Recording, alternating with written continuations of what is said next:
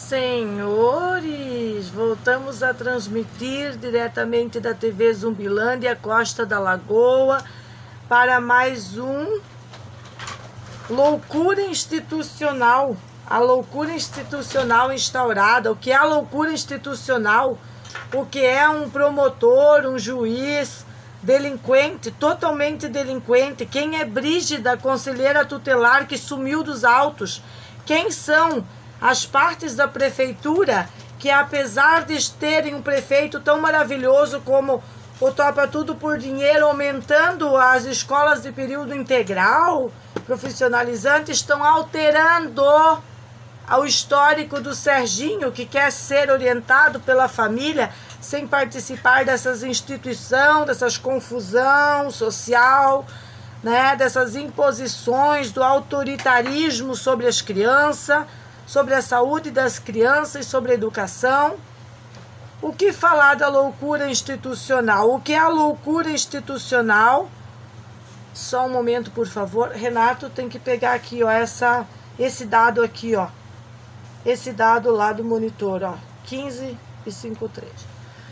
Voltando a transmitir, obrigada por entenderem que estamos num momento decisivo do nosso processo pessoal e investigativo com relação aos autos fraudulentos do Ministério Público da Maconha, do Ministério Público de Santa Catarina, do Ministério Público que não respeita a vontade dos pais, que apesar de ser conhecedor da Constituição de 88 e das leis, que a prioridade de escolha sobre a educação dos filhos pertence aos pais, que se os pais não querem os filhos mediante a coletividade tóxica, os governos imbecilizantes têm que aceitar.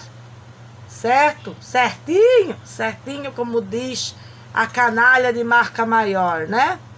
Conselho tutelar conversa com os vizinhos fantasmas. Quem são os vizinhos fantasmas, senhores? Quem são vizinhos fantasmas? Que não consta uma identidade, não consta um laudo, que esses vizinhos têm sanidade mental para dar depoimentos sobre os nossos filhos, sobre a nossa vida, sobre a interferência nas nossas decisões, na nossa vida, por participarem de uma sociedade decadente e uma coletividade tóxica. Está anotado aqui, ó, que o digitalismo não é digitalização. Perdi uma linha de transmissão, isso não poderia ter acontecido, mas acontece nas melhores famílias. Vamos só entender o que está acontecendo aqui, porque eu dependo dessa linha de transmissão. Ah, sim, já entendi.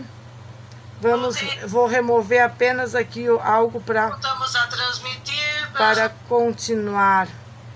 As nossas transmissões, elas devem continuar no dia de amanhã, né, falando do projeto Delinquência Zero nas instituições, principalmente do Delinquência Zero entre juízes, para juízes, né, porque juiz não pode ser delinquente ao ponto de forjar uma condena de uma indivídua. Um juiz não pode ser delinquente ao ponto de forjar a condena de uma indivídua que não foi ouvida, que não foi cedido a ela o direito de falar em prol de si mesma. Conselho tutelar ouve vizinhos fantasma e o digitalismo não é digitalização. Digitalização é ouvir o ser integral, o ser humano integral, através da ferramenta digital e entender a mensagem dele, narrada e escrita, transcrita.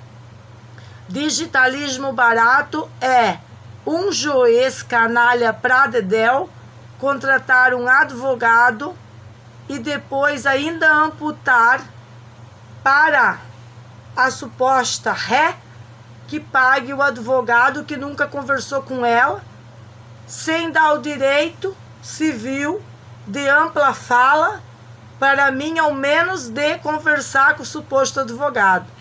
Então, isso chama-se digitalismo barato, que eu gostaria de denunciar ao Tribunal de Justiça, o senhor Reni Batista Neto e o Marcelo Carlin. São os dois juízes que eu quero lançar aqui do digitalismo barato, bem como o caso do Jefferson Oswaldo Vieira, em Concórdia, por partes do processo faltar, por partes do processo ser digitalizado, outrora outras partes consumidas para a venda de sentença de um bebê.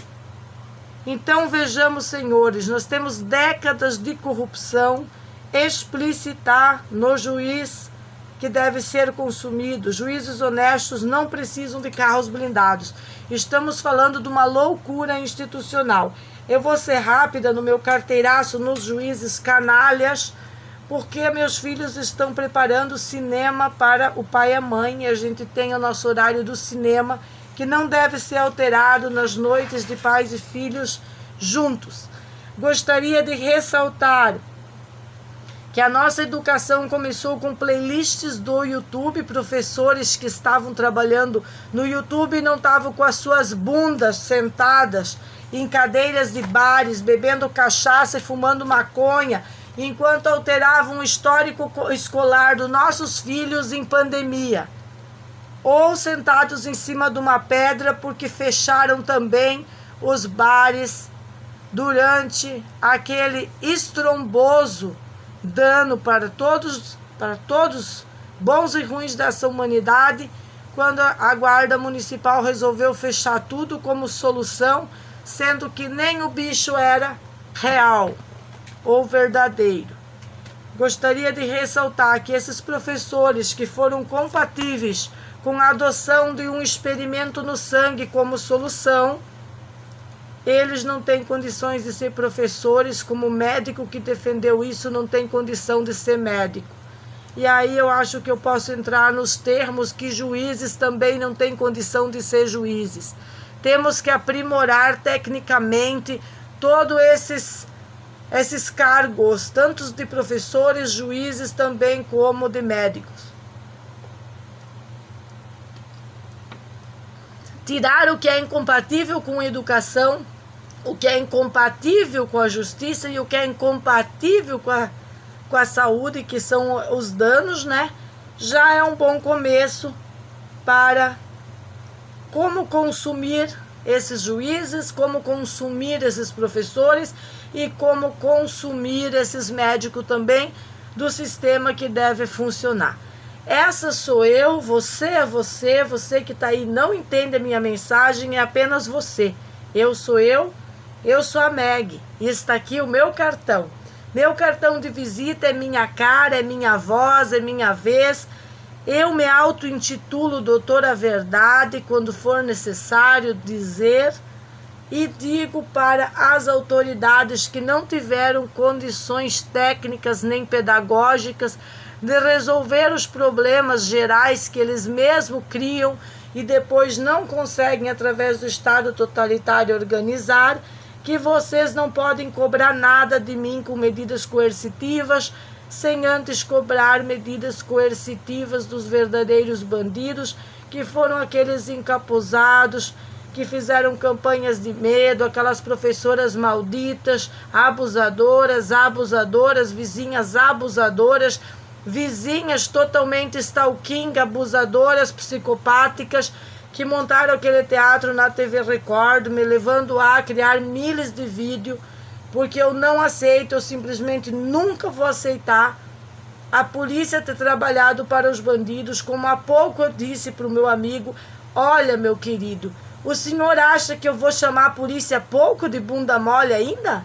Eu nem comecei. O porão do poço nem começou. Se não parar imediatamente essa besteira de guarda, essa mesquinharia de querer sequestrar os meus filhos na cara, obrigando eu a expor eles a esse sistema, a essas pessoas que tentaram sequestrar eles da própria casa e que nunca teve justiça para resolver isso e nem para fazer nada favorável ao Renato, que é um paciente de câncer, que tem que ficar aguentando essa gente tosca, incomodando toda hora, essa gente selvagem, essa gente estúpida, tramando Imagina o Ricardo dizendo para o Serginho, o policial Ricardo, que o Serginho tinha que calar a boca dentro de uma viatura, sendo que o Serginho estava sendo preso porque supostamente a mãe expulsou uma delinquente de dentro da casa que estava atacando as crianças e estava mentindo que provavelmente a criança tinha batido nela, ou o Renato, como ela tentou jogar uma investigação em cima do paciente de câncer para limpar o espelhinho dela,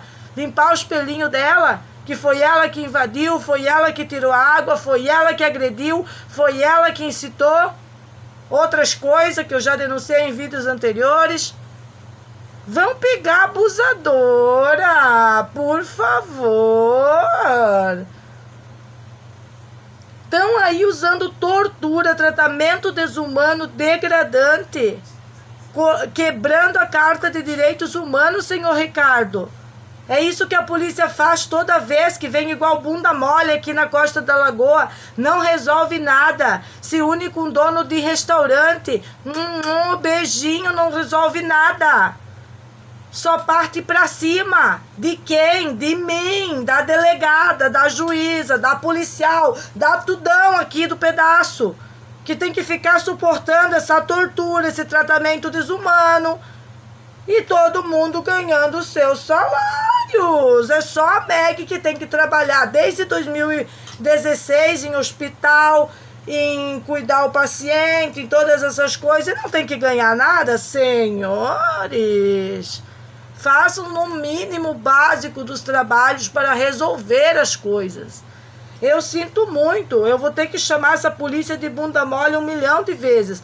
Até que a Silvia Gimeno, do ponto 8 da Vila Verde, comece a ser investigada, como eu denunciei no vídeo anterior. Senhores, isso aqui não é uma brincadeira. Chega desse totalitarismo selvagem. O promotor público da infância está usando a Constituição de 88, o Código Civil, para aplicar o selvagerismo da Agenda 2030 que a Elisete defende. Sinto muito, senhores, ela não defende apenas uma agenda, ela está cocheteando um sequestro planejado.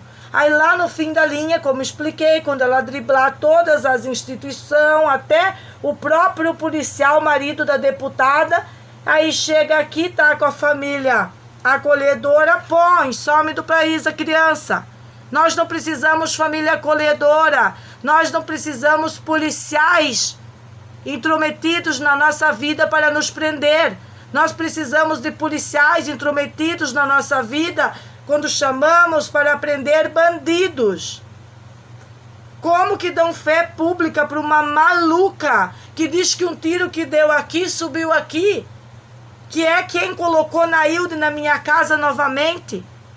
Que eles escolheram Nailde porque supostamente ela passou um câncer antes do Renato. Eles cocheteam tudo, eles planejam milimetrosamente todos os ataques orquestrados contra essa família, contra o idoso. Senhores, meras putinhas maconheiras, infringindo a lei do idoso, se botando pra cima. Senhores, neolibertinagem, a libertinagem da morte, levar o inimigo ao delírio. É o projeto comunista, prender os pais, deixar os filhos em abrigo, depois escravizá-los sexualmente. Senhores, o manifesto comunista da Elisete é claro, o cabeçalho é claro, o que não é claro são as assinaturas, nomes trocados, delinquentes assinaram, muitas assinaturas inválidas e sem documento. Senhores, onde vamos parar? E agora chegou o chefe, o governador. Vamos encerrar. A advogada boazinha da OAB nunca ouviu a mãe. Senhores, beijinho, beijinho, pau, pau. Amanhã eu volto com muito mais Delinquência Zero nas instituições através do canal da Magda Keiber, ainda Keiber, porque os próximos canais será de Magda Becker, em homenagem a meu abuelo, ao tão querido e sonhado, que sonhou em fazer tudo o que eu estou fazendo, que vive para ver essa neta, ver essa mulher da sua família fazendo aquilo que ele sempre desejou fazer.